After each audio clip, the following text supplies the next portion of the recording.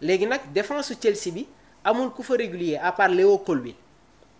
parce que dans la première partie de la saison 2024-2025 Trevoh Chalobah Chelsea daf ko àll Crystal Palace mu dem Crystal Palace imposé wu nekk titulaire def de très belles prestations janvier Chelsea woowaat ko parce que avec la blessure de Wesley Fofana Axel Disasi bi nga xamante ne abal nañ ko fi nga xamante ne moom mooy Aston Villa Adara Bio moom moo fa nekk Chalobah ñëwaat et par moment duñu convaincre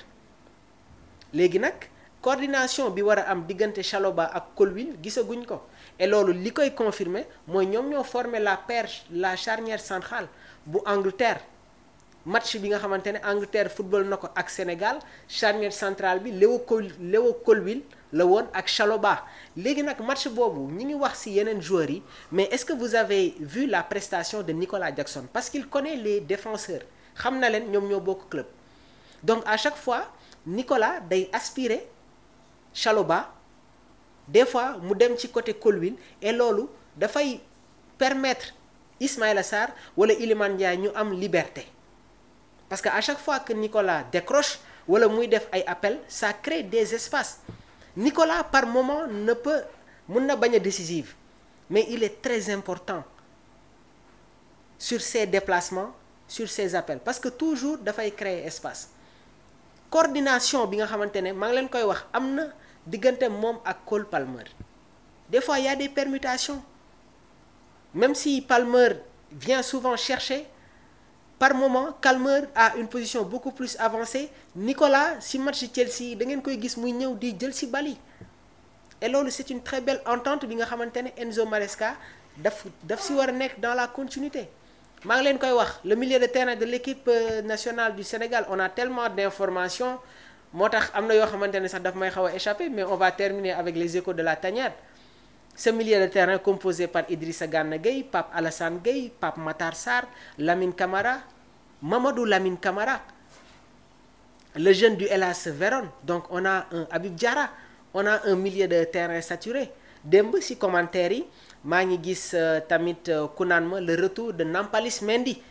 Nampalys était un pion très important dans le schéma de Aliou Cissé parce que c'est lui qui se retrouvait comme sentinelle Gana avait une position beaucoup plus avancée Idrissa Gana Gueye malgré son âge mi ngi accompagner jeunes yi et il fait de très belles prestations et gars yi depuis la coupe du monde Idrissa Gana Gueye dafa nekk dans une montée ñu bëri bàyyi wuñ ci xel bien vrai que léegi nag registre yi bokkatul bu muy nekk Paris Saint-Germain Gana était beaucoup plus dans le box to box mais tey jii box to box boobu noonu Habib Diarra moom moo koy def et seetaan leen prestation bi nga xamante ne Habib ak Gana def nañ ko ci match bu ñu football contre Angleterre Pape Matar Sarr forfait moo tax footballul Pape Alassane Gueye blessure moo tax démarré wul Lamine Camara bu Monaco l'autre Mamadou Lamine Camara de jeunes joueurs de jeunes talents yi nga xamante ne ñi ngi nekk au sein de ce milieu de terrain de l'équipe nationale du Sénégal Pape Thiaw mi ngi football sur un schéma 4-3-3 mais avec le retour de Sadio Mané ndax day sacrifier entre Ismaïla Sarr wala Iliman Ndiaye kenn c'est une question laissez-moi vos réactions est-ce que Pape Thiaw su Sadio ñëwaatee dafay sacrifier entre Iliman ak Ismaïla Sarr kenn wala ndax day sacrifier benn milieu de terrain jël Sadio Mané football loo ko comme électron libre Iliman Everton il joue comme excentré gauche Ismaïla excentré droite et Pape Thiaw compte beaucoup plus sur Nicolas Jackson Boulaye Dia cette année-ci ci clubam bii di Lazio c'est rare nga gis ko mu football comme attaquant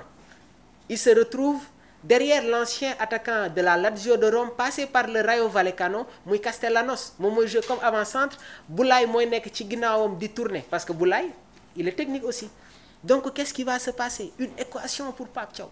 proposez-moi le schéma que Pape Thiaw doit proposer contre le Soudan ak la RDC deux matchs différents deux matchs yi nga xamante ne bokkul li ma war a indi contre Soudan du loolu la war a indi contre RDC parce que RDC seen jeu dafay reposer au niveau de leur milieu de terrain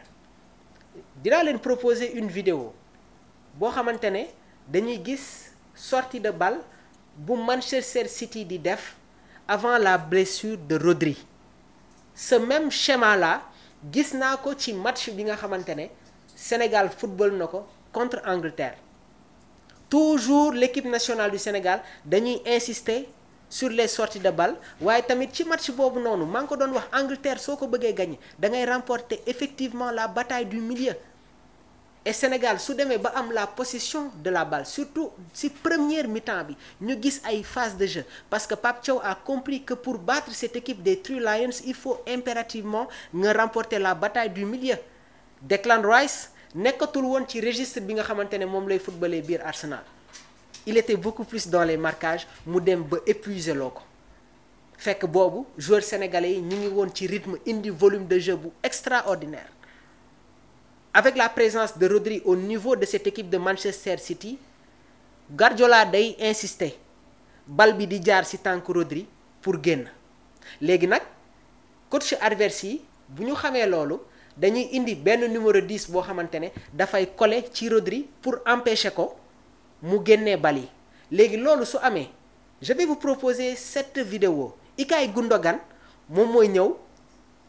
di jéem a jël ci bal yi. Mais toujours da ngeen di gis Ederson Ruben Diaz des fois Gundogan su Gundogan amul cette année-ci il y avait Kovacic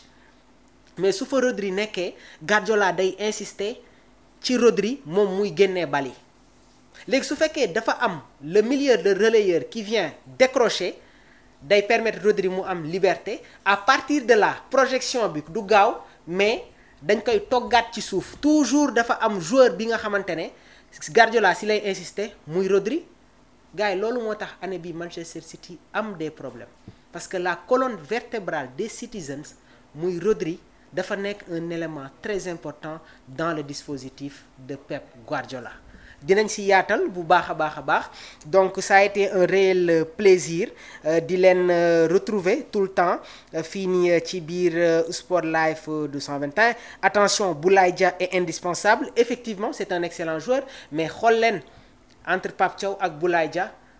ci entre Nicolas Jackson ak Boulaye Dia Pape Thiaw ci kan voilà moom lay miser. Boulaye joue comme Nicolas effectivement c'est un joueur très technique mais sur la technicité maa ngi leen koy wax Nicolas bi muy nekk Casa Sport ñi ngi ko doon woowee Neymar bi mu demee Villarreal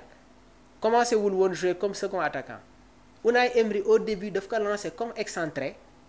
par moment ci fin bi la ko commencé di football loo ci ginnaaw Gérard Moreno parce que Villarreal dañuy football avec un schéma 4-4-2 avec Unai Emery bien vrai que cette année-ci dañu ñëwaat sur un schéma 4-3-3 leur milieu de terrain Komé Nassa Parejo Pape Alassane Gueye comme relayeur Komé Nassa se retrouve comme sentinelle ki nga xamante ne mooy Parejo il est beaucoup plus technique Pape Alassane Gueye est beaucoup plus tamit dans la projection sur les côtés Pepe Jérémy Pino Thierno Barry. Mais avec Unai Emery c'était un schéma 4-4-2 Nicolas se retrouve derrière Gérard Moreno bi Gérard Moreno gaañuwee nag ci la Unai Emery commencé jël Nicolas doon ko football loo comme avant-centre mais Nicolas bi muy quitté Chelsea bi muy quitté Villarreal di ñëw Chelsea c'était xam na ne que li ko indi Chelsea mooy c'est lui qui va être le numéro 9 donc loolu moom xam na ko mais je pense que Nicolas est beaucoup plus technique peut-être que Boulaye dans la finition moom moo ko gën a décisive différence bi foofu la ça a été un réel plaisir Boulaye et Nicolas peuvent jouer ensemble gaw ma ne que mën nañu footballoo ensemble en équipe nationale du Sénégal parce que Sénégal benn attaquant de pointe lay footballoo soit c'est entre Boulaye ak Nicolas Jackson Habib Diallo sur les récentes sorties on l'a pas vu